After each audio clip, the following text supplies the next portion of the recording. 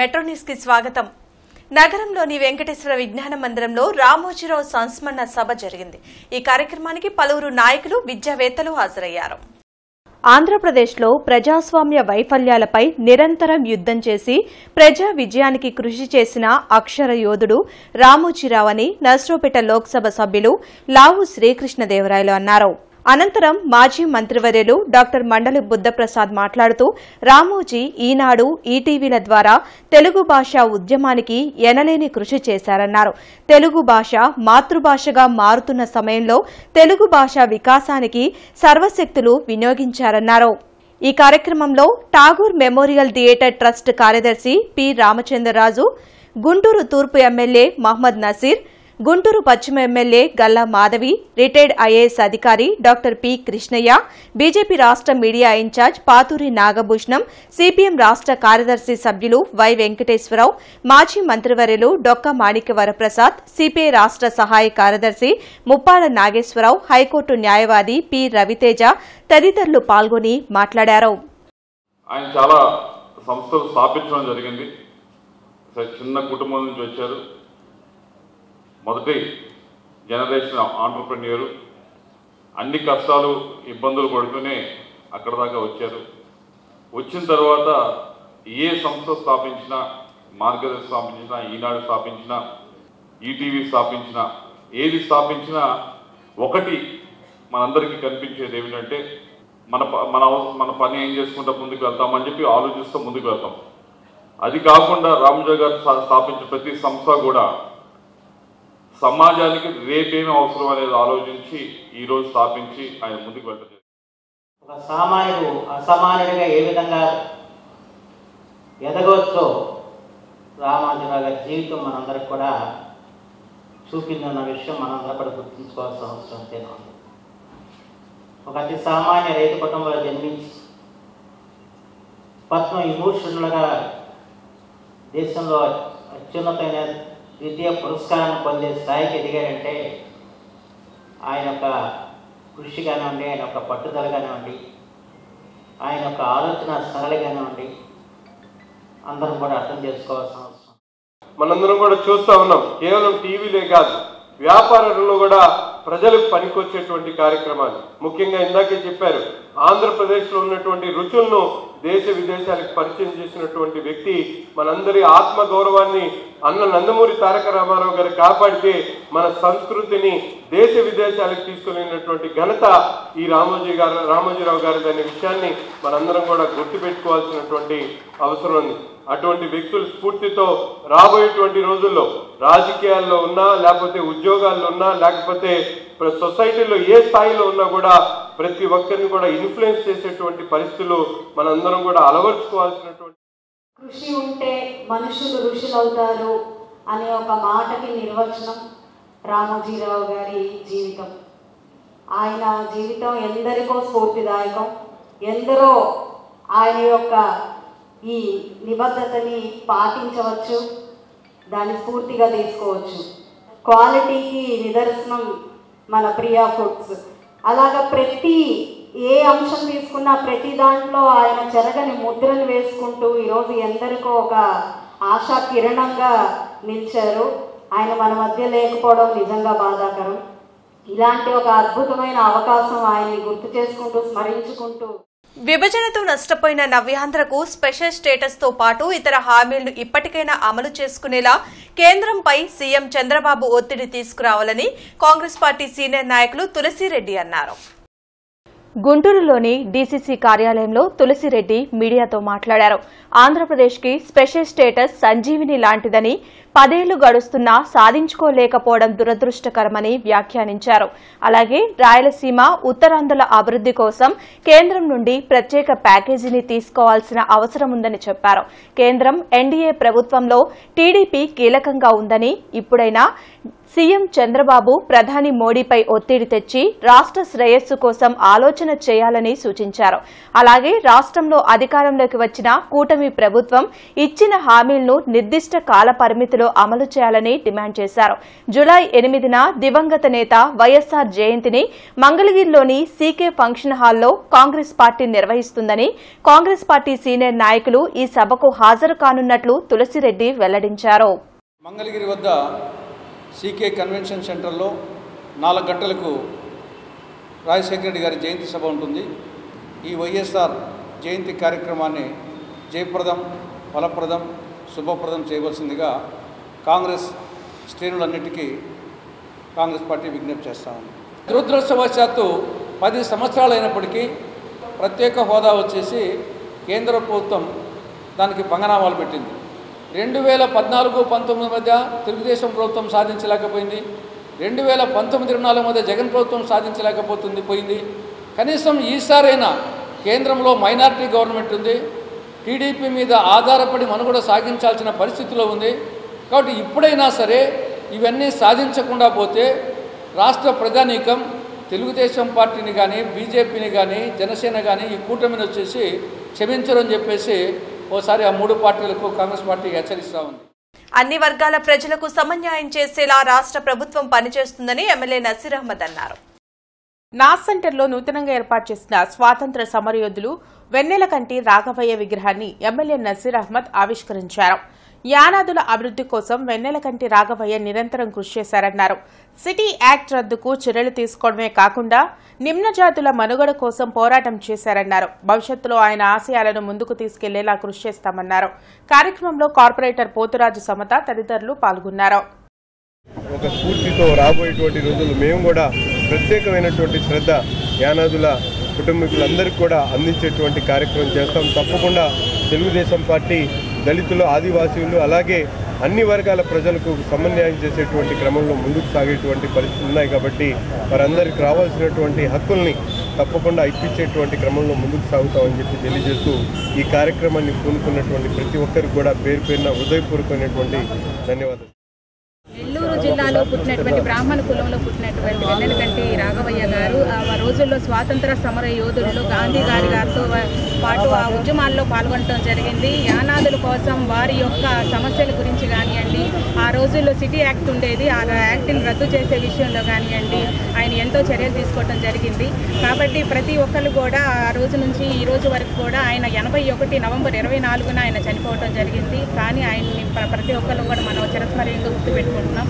అలాంటి ఆయన గురించి స్వాతంత్ర సమర యోధులు యానాదుల గురించి కానివ్వండి, నిమ్న జాతి వర్గాల గురించి కానీ నేను ఎంతో కష్టపడి ఆయన ఒక మాజీ ఎమ్మెల్యేగా ఉన్నారు. ఆయన ఒక నాయకులుగా ఉండి కూడా ప్రజల కోసం కష్టపడ్డారు. కాబట్టి ఇప్పటికి కూడా ఆయన ఇంకా మనం చిరస్మరణీయంగా గుర్తుపెట్టుకుంటాం.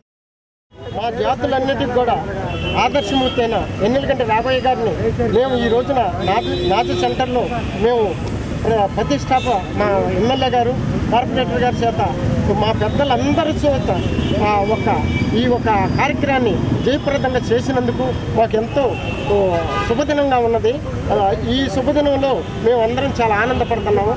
మాకు చేసిన ఆయన సేవలు ఎల్లలేనింటి అవి కొనలాడినా కూడా మేము వాటికి ఎప్పుడు కూడా అరికట్టలేము, వాటిని మేము పోల్చలేము. అంత గొప్ప శాఖం చేశాడు.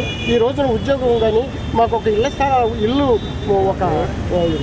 కట్టుకోవటానికి కానీ అన్నింట్లో కూడా ఆనాడు మాకున్న ఇళ్ల స్థలాల గురించి కానీ అన్ని కోణాలు ఉద్యోగాలు, చదువులు మొత్తం గురించి కూడా ఆ మహానుభావుడు పెట్టిన భిక్ష. టీడీపీ, జనసేన, బీజేపీ కూటమి ఘన విజయం సాధించిన సందర్భంగా గుంటూరు నుండి మంగళగిరి లక్ష్మీ నరసింహస్వామి గుడి వరకు నేడు పాదయాత్ర నిర్వహించారు. టీడీపీ బీసీ నాయకులు పారెళ్ల బసవేశ్వరరావు ఆధ్వర్యంలో నిర్వహించిన పాదయాత్రను పశ్చిమ నియోజకవర్గ ఎమ్మెల్యే గల్లా మాధవి బ్రాడీపేటలో ప్రారంభించారు. రాష్ట్రంలో సుపరిపాలన ఏర్పడిన సందర్భంగా పాదయాత్ర నిర్వహించడం శుభపరిణామమన్నారు. చంద్రబాబు నాయకత్వంలో రాష్ట్రం అభివృద్ది చెందుతుందని నమ్మి కూటమి అధికారంలోకి రావాలని ప్రజలు దేవుళ్లకు మొక్కుకున్నారన్నారు. ప్రజలు కోరుకున్న విధంగా కూటమి అధికారంలోకి రావడంతో మొక్కులు చెల్లించుకోవడం సంతోషకరమన్నారు. కూటమికి ఘన విజయాన్ని చేకూర్చేలా కృషి చేసిన ప్రతి ఒక్కరికి ఎమ్మెల్యే మాధవి కృతజ్ఞతలు తెలిపారు. పాదయాత్రను మొదలుపెట్టారు. పాదయాత్ర దేనికి అనంటే విజయోత్సవంగా, అంటే రాష్ట్రంలో ఒక సుపరిపాలన ఏర్పడిన ఒక శుభ సూచకంగా, శుభ సందర్భంగా ఈరోజు పాదయాత్రను మొదలుపెట్టారు. ప్రతి ఒక్కరూ ఒక 100 మందిగా చేకూరి ఈరోజు ఇక్కడి నుంచి మంగళగిరి నరసింహస్వామి టెంపుల్ దాకా వెళ్ళాలని నిశ్చయించుకొని బయలుదేరారు.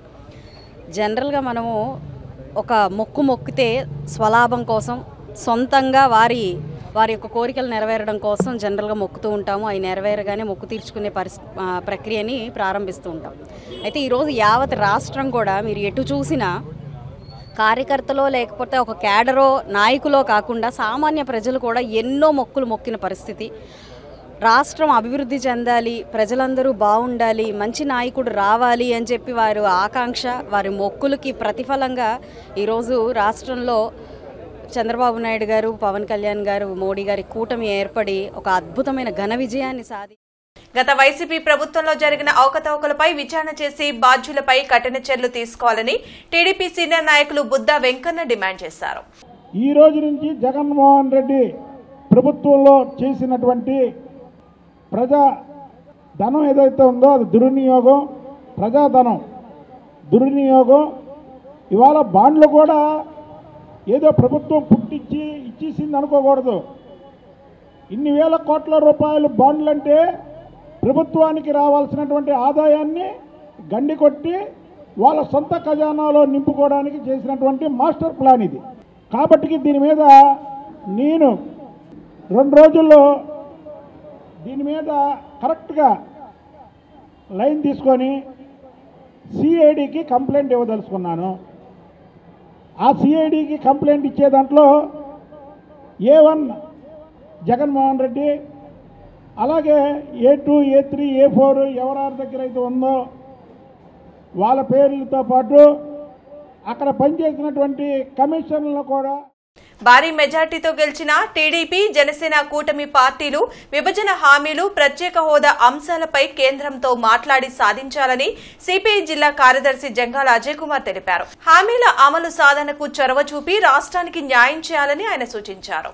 రాష్ట్రానికి ప్రత్యేక తరగతి హోదా, విభజన హామీలు, వెనుకబడిన ఉత్తరాంధ్రకి, రాయలసీమకి ప్రత్యేక ప్యాకేజీ, అలాగే విశాఖలో రైల్వే జోను, కడపలో స్టీల్ ఫ్యాక్టరీ, వీటిపైన ఇటీవల భారీ మెజారిటీతో ఎన్నికైనటువంటి చంద్రబాబు గారి నాయకత్వంలో ఎన్నికైన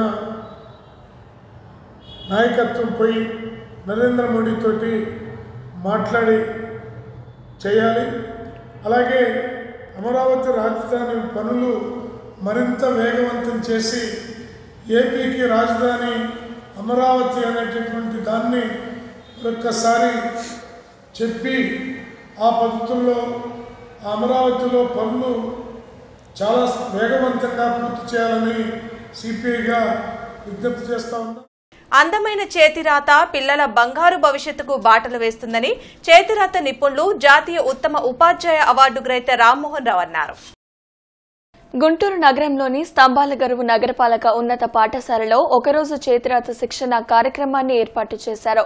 జిల్లాలోని వివిధ పాఠశాలలకు చెందిన ప్రభుత్వ ఉపాధ్యాయులతో పాటు పలువురు విద్యార్థులు చేతిరాత శిక్షణ కార్యక్రమానికి హాజరయ్యారు. చేతిరాత విషయంలో పలు మెలకువలను రామ్మోహన్ వారికి వివరించారు. ఉపాధ్యాయులకు చేతిరాతపై శిక్షణ ఇవ్వడం ద్వారా విద్యార్థులకు చేతిరాత విషయంలో మెలకువలు తెలియజేసేందుకు ఆస్కారం ఉంటుందన్న ఉద్దేశంతోనే ఈ శిక్షణ కార్యక్రమాలను ఏర్పాటు చేస్తున్నట్లు రామ్మోహన్ వివరించారు. లాంగ్వేజ్ స్కిల్స్లో లిజనింగ్, స్పీకింగ్, రీడింగ్, రైటింగ్లో కీలకమైంది రైటింగ్. సో పిల్లవాడికి కాన్సన్ట్రేషన్ పెరగాలన్నా, కాన్ఫిడెన్స్ పెరగాలన్నా, లేదా రికగ్నిషన్ రావాలన్నా, లేదా రిజల్ట్ ఓరియంటెడ్గా ఉండాలన్నా ఫైనల్గా కావాల్సింది ఏంటంటే writing.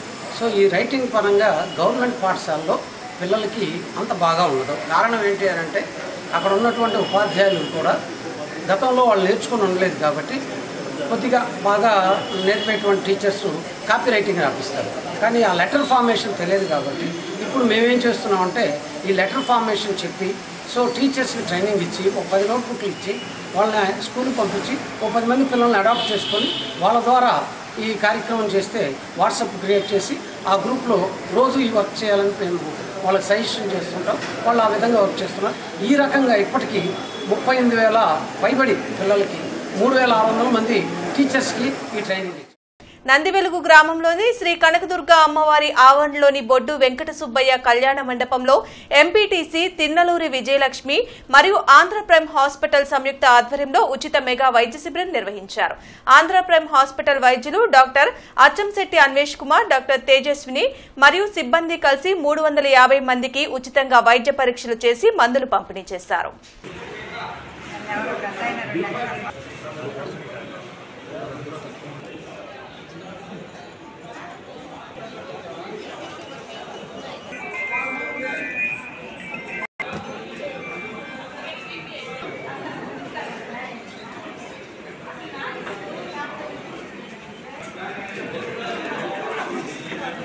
ఆటోనగర్లో Hitika motors TVS three wheeler dealership showroom అందుబాటులోకి వచ్చింది.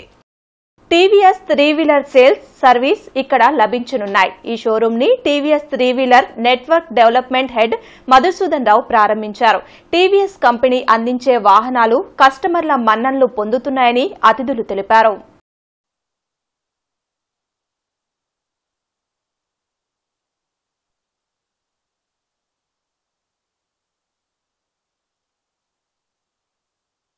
Rotary club of Guntur Vikas నూతన అధ్యక్షునిగా పర్సి ఆదిశేషు, సెక్రటరీగా భీమినేని సుధీర్ బాబు, ట్రెజరర్గా రవిశెట్టి పద్మజ బాధ్యతలు స్వీకరించారు. రోటరీ డిస్ట్రిక్ట్ పూర్వ గవర్నర్ పి శివనారాయణ వీరి చేత ప్రమాణం చేయించారు. పి శివనారాయణ నూతన బాధ్యతలు తీసుకున్న అధ్యక్ష కార్యదర్శులను ఉద్దేశించి ప్రసంగిస్తూ రోటరీ ద్వారా సమాజ సేవ చేయాలని, సమాజంలో శాంతిని, సౌభ్రాతృత్వాన్ని పెంపొందించాలని ఉద్బోధించారు. కార్యక్రమంలో KL Rao, B Chennaiah, V Satish Babu, P Subbarao, Maddi Radhakrishna, Mahtab Khan, Narra Krishnamohan, M Ramakotireddy, Y Srinivasarao, Basant Kumar, Prem Kumar, Venugopalarao తదితరులు పాల్గొన్నారు. రెగ్యులేషన్ ప్రకారం రోటరీ అంతర్జాతీయ సేవా సంస్థ ప్రకారము జూన్ 1 అంటే 30 దాటిన తర్వాత 12 గంటలు దాటిన తర్వాత వారు అధ్యక్షులు అయిపోయారు. కాకపోతే మీ అందరి ఆశీస్సుల కోసం, రేపు మీరందరూ సేవా కార్యక్రమాల్లో పాల్గొనడం కోసం అని చెప్పని మీ అందరూ తెలియడం కోసం చేసేటువంటి ఇది ఒక హంగామా, ఒక చిన్న పెళ్లి లాంటిది. సో ఈ భాగంలో మన శేషు గారిని rotary club of Guntur Vikas అధ్యక్షులుగా చేయబోతున్నాము. మొదటిది క్లబ్ను అంతర్గతంగా బలపరుచుకోవాలి, మెంబర్షిప్ను పెంచుకోవాలి. మనం చేసే సామాజిక సేవ, రోటరీ సేవను, రోటరీ పబ్లిక్ ఇమేజ్ను పెంచే విధంగా సమాజంలోకి తీసుకువెళ్ళాలి. 4వది రోటరీ ఇంటర్నేషనల్ మరియు డిస్ట్రిక్ట్ అడ్మినిస్ట్రేషన్తో క్లబ్ ప్రోగ్రామ్స్ను ఎలైన్ అయ్యేలా ఇయర్ ప్లాన్ చేసుకోమన్నారు. ఇవన్నీ చేయగలననే నమ్మకం నాకుంది. ఎందుకంటే rotary club of Guntur Vikas నా కుటుంబ సభ్యుల సహాయ సహకారాలు ఎప్పుడు నాతో ఉన్నాయని నేను పూర్తిగా నమ్ముతూ ఆషాఢ మాసం పురస్కరించుకుని పాత గుంటూరు అంకమ్మ తల్లి ఆలయంలో శాకంబరి ఉత్సవాలు జరిగాయి. లక్ష్మీ శ్రీనివాస భజన మండలి ఆధ్వర్యంలో నిర్వహించిన ఈ ప్రత్యేక పూజల్లో భక్తులు పాల్గొని అమ్మవారికి సారె సమర్పించారు. ఈ సందర్భంగా కోలాటం, అమ్మవారి నామ సంకీర్తన జరిగాయి. అమ్మవారి ఆశీస్సులతో రాష్ట్రం సుభిక్షంగా ఉండాలని భజన మండలి సభ్యులు ఆకాంక్షించారు.